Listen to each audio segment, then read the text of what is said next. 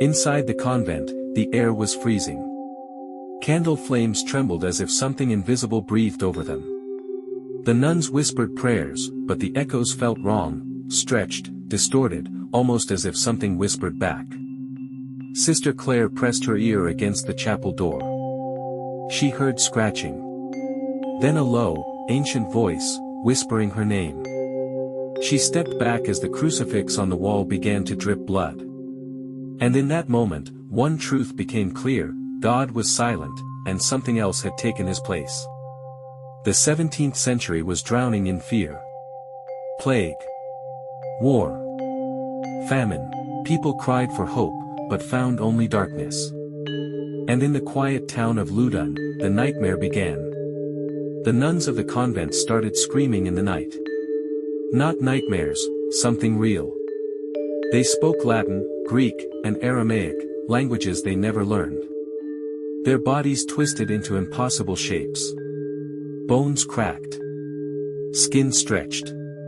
Observers said the shadows in the convent moved on their own.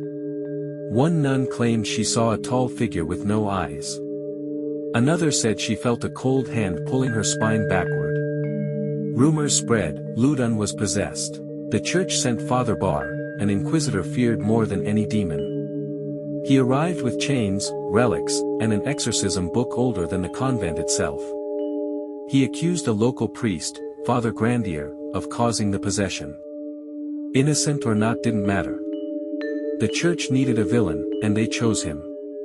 Grandier was tortured until his joints cracked. His flesh tore. His screams echoed through stone walls. He never confessed.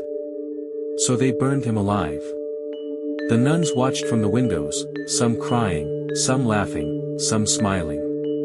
But instead of ending, the darkness grew. After Grandier's death, the possessions became violent. Rooms shook. Chairs lifted off the ground. Nuns tore at their own skin, screaming they felt hands under it. Then came the final night.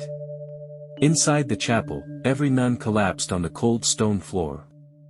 On the altar, written in blood, were the words, "He was innocent." One nun, Sister Claire, rose slowly. Her eyes were pure black. Blood dripped from her fingertips.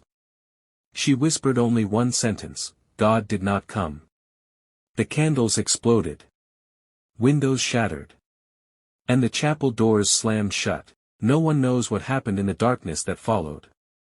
Centuries later, historians uncovered hidden letters. Letters proving the nuns were never possessed. They were manipulated, hypnotized, tortured by men who claimed to fight evil. The real horror wasn't the devil.